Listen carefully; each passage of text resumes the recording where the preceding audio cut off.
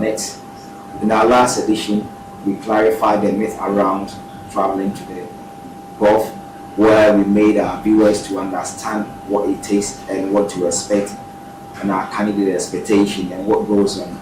Today, we're going to have another exciting additional discussion, and our topic for discussion is overseas recruitment processes and documentation.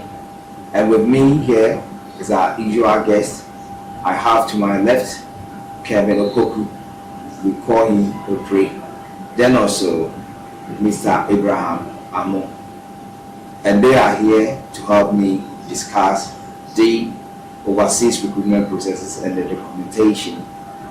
We will try to elaborate on what processes our candidates will have to go through, so that if you want to travel with us, you know what to expect and what to do. Thank you very much. Sit with us for an exciting moment. So with our processes, we have 6 processes that our candidates go through, and we're going to take them one by one. And the first one is sourcing candidates. So Mr. Opoku, what goes into sourcing of our candidates? Okay, thank you so much, sir. There are so many things that we need to consider, or that goes on, or that goes in sourcing candidates. I mean, when the demand is being shared with the company, first and foremost, we do advertisements, so that we advertise to our people out there, and then also we give to our partners as the partner agents, for them to also help us in sourcing some of the suitable candidates for that particular role. So when that is done, and then the back office team, that's the talent team, go through it in terms of scrutiny, making sure that we all meet the demand, and all that. If one does not meet it, we quickly reach out to the person to inquire why, or we do pre-screening to inquire, so that when everything is set and done, we can then mash up these people, and then inform the candidates, inform the company that per the demand that you share with us, we have over 200 CVs suitable for you. So give us the suitable dates that we both parties can meet and have the real interview. In most cases, they do want to come in person, and in other cases also they prefer doing online. But sometimes we prefer the in-person one, so that the candidates will have a feel of what they are expecting and all that. So these are some of the things that goes up in. Thank you very much. So from what you are saying, it means that after you sourcing for the candidate, there is that possibility, or there should be pre-screening where you go through to find out the best. Yes, pre-screening has become part and parcel of NABS group, because over the period we've realized that pre-screening is giving us 90 to 90% selection rate. But without pre-screening, this candidate, because we have the GD, the job description with us, the companies do share the job description with NABS.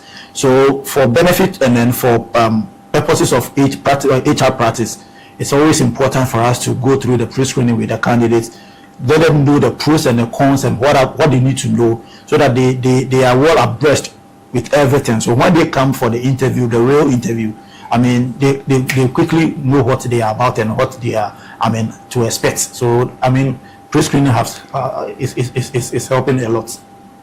Mr. I think also to add to what Mr. Opoku was saying, the pre-screening will also help us get the best candidate, because they may come up with some CVs, and we will want to find out if the CV represents the actual candidate, then also even if they will be able to speak to their CV. That leads us to shortlisting. So if you do the candidate source and you pre-screen, that also enables you to shortlist for the interview to be conducted. Can you speak on the shortlisting and the interview aspect of our processes? Okay, so very well. So after pre-screening, so candidates who are, candidates who meets up to the demand or the requirements being shared, or the JD being shared with us, and then they speak to their CVs, they are being shortlisted for interview with the main company out in the Gulf. So so pre-screening is like the stepping stone to being shortlisted for the main interview, and then after the main interview, selection is being done from the clients themselves or from the company out there at the Gulf. So yes, shortlisting is part of recruitment process, and then it's actually the, I would say, the basic thing, or the main thing that's, yeah, well, it's the stepping stone. If you are not shortlisted from pre-screening, it means you will not get the chance to meet the main interview. Yeah. So it's very important pre-screening is done, and the shortlisting is also. And I believe that will also help put the company on a pedestal where our partners will trust us to give them the best of candidates. Because if we leave candidates just to come for the actual interview, we may not know who will fit into the JD or who will not. So I think that is the best thing for us to do. So the interview, when Mr. Opoku was speaking, he mentioned online and in person. Can you take us through the in person and online? The online means the virtual, where candidates sit behind a computer, and then company interviews via any of the softwares, Teams, Microsoft Teams, Zoom, Google Meet. So those are virtual. That's the online interview. And then we have another mode, which is the face-to-face, where the company comes here in Ghana and they interview the candidate face-to-face. They have interactions with the candidate face-to-face. Selection is being done. Mr. Pope, with reference to the interview and the selection, one thing that is very, very critical when it comes to interview is how people dress to interview. And one thing that I see mostly candidates, because probably they are seeing the flyers that, oh, we are recruiting plumbers, drivers. What kind of dress code do you expect from the candidates coming for the interview? Normally, I do tell people that, I mean, how you dress is how your personality, in fact, your dressing and everything tells the next person who you are and how he or she should address you. So you'll be addressed by how you dress. Exactly. Because I do tell them, do your best, put up what you have in the best way. As in, maybe you don't have any idea of what is going on. But your looks alone, your better looks alone can guarantee you the job without even the interviewer asking you a question.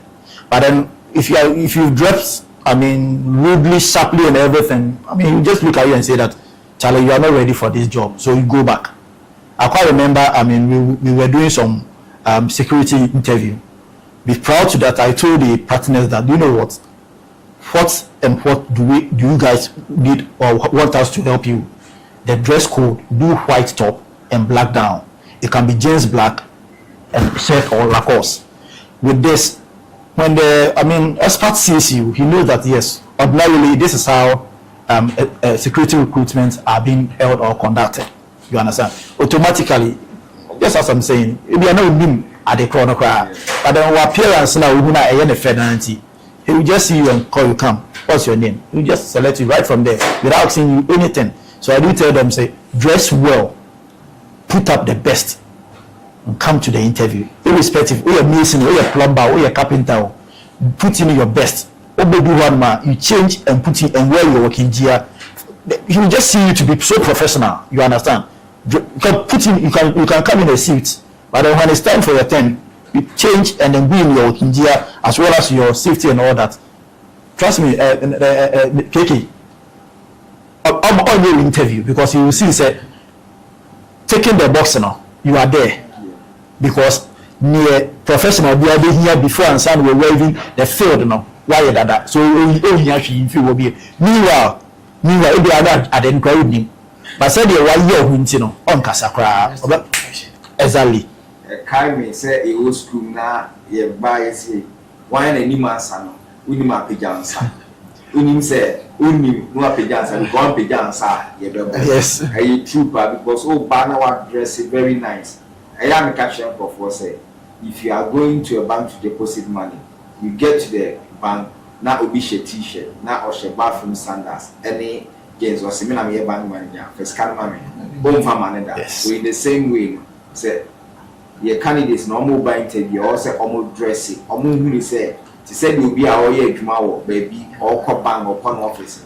San also you cannot dress anyhow to come for interview. The last aspect is medical. why do our candidates have to go through medicals? Okay, so even here in Ghana, it's really important employees go through medical reports before they assume their offices. We need to check your fitness. Yes, every employer wants to check your fitness. If you are fit for the job, there are some jobs that comes with a little physicalities, like the construction jobs. It comes with physicals. So we need to see whether you are really fit for this job. Yes, and going out to somebody's country, you really need to go through medical so that they will know you are fit. You don't have any disease you spread out to them.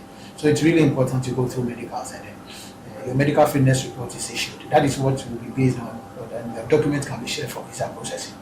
So if you are unfit for the job, we advise candidates who are unfit for treatment. And then we sometimes recommend the doctors to them as well. So would you want to add to this? Yes, so medicals, just as you said, I mean, it's important that candidates go through that for us not to be, for us to be on the safer side, and then and also for the candidate also to know his or her status. It's also important for you to know, so that going forward, I mean, you know where and how to go about some of these things in terms of job acquisition and all that. So I think medicals are important in this space. Thank you very much. Viewers is getting excited, but you know what? We have to go for a commercial break. So just stay tuned with us. We'll be back right back.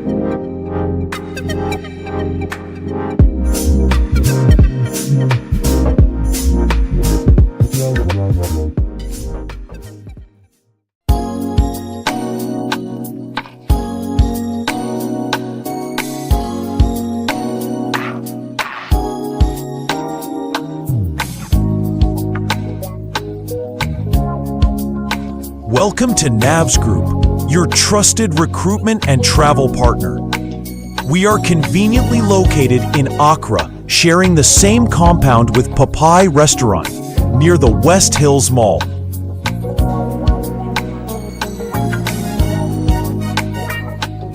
At NABS Group, we specialize in connecting talented individuals to exciting job opportunities both locally and abroad.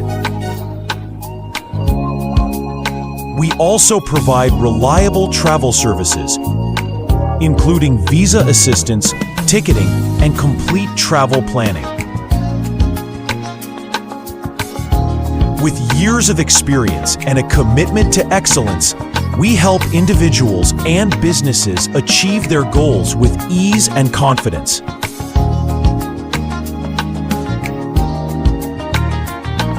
NABS Group, enriching lives, transforming dreams.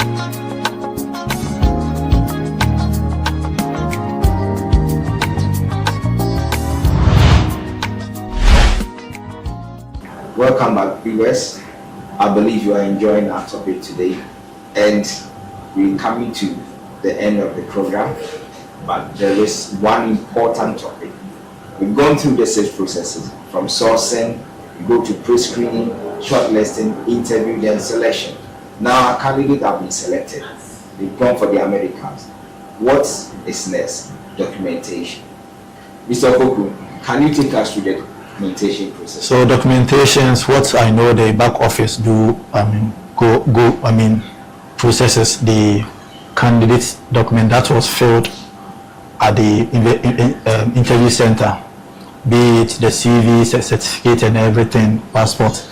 So the talent team, that's the back office, will have to work on this and collaborate with the partner company in terms of deliverables by way of scanning and then sending them to the companies.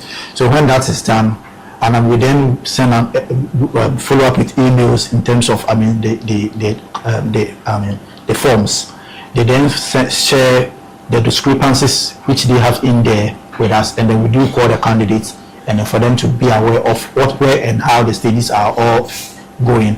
And then they also come to, if there is any for them to sign or anything, we then inform them to come over to do that.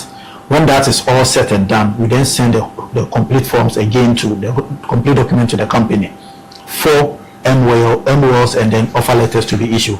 When that is issued, we call in the candidates sometimes the agents also give their consent in terms of writing. Okay, my candidate is far from Accra, about 250 kilometers, so he cannot come. So I, agents also and so do ask. I mean, you do the needful on their behalf. When that is done, we send it back to the companies. MOLs are being shared with us. We do the needful again. We share with the company. What comes next is the visa. When that is done, then we receive the visa from the companies. We share with the candidates and then their partner agents for them to relay the information to the applicant. When that is done, a ticket is then follow up. We book them for orientation, which I do take the orientation process myself.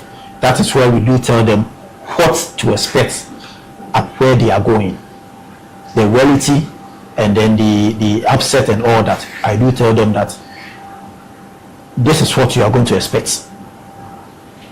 Not something difficult in terms of, it's not something difficult where you cannot solve or handle. But I do tell them it is so difficult. I do cite their mentality, I do cite their expectations so that they expect or they know what is coming and what not is coming. So these are some of the processes that we go through. Yes. So Mr. Poku was saying they seek the consent of the agent on behalf of the candidate. I believe they also communicate with the candidate with reference to the agent for them to give a consent, and there is also authorization notes to that effect. Operation, you were saying something, Mr. Abraham.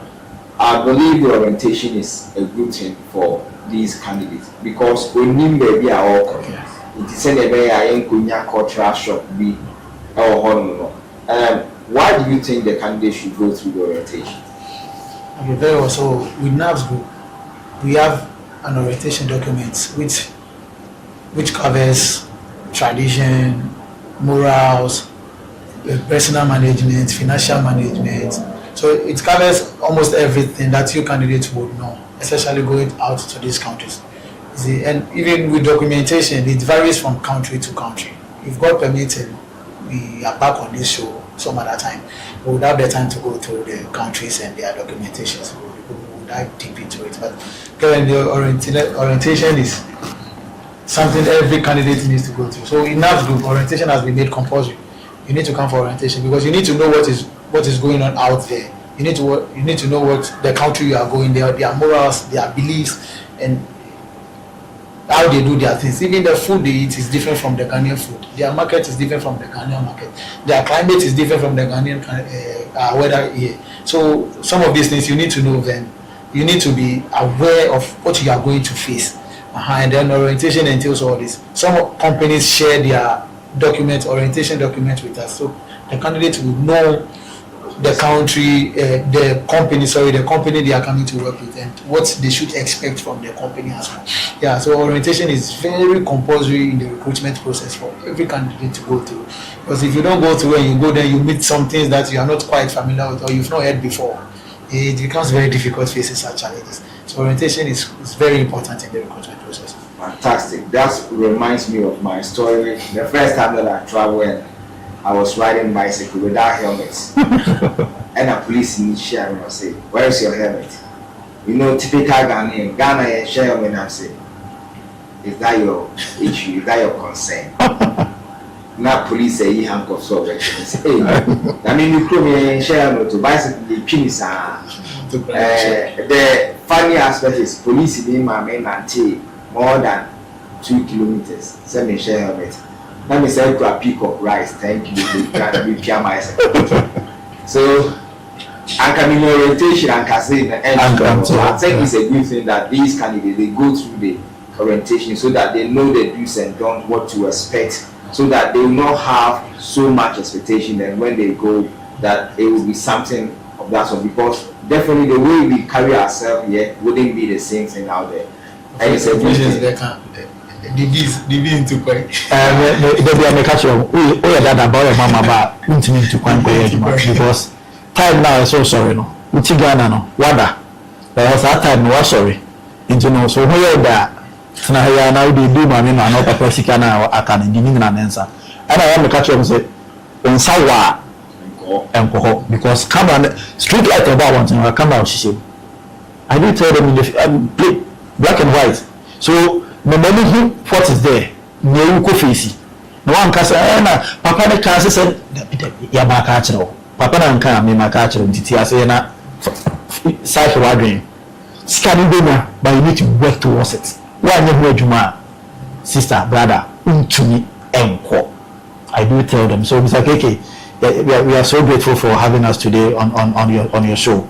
I mean, next time can be offering yes. Yes, we are coming to the end of an exciting program today, and I believe you have so many questions, but as you always do, we are available. You can call us, you can send us messages. Those following us on our channel, you can just tag us on Facebook, Instagram, TikTok. Just drop a message or ask your question and we will answer you.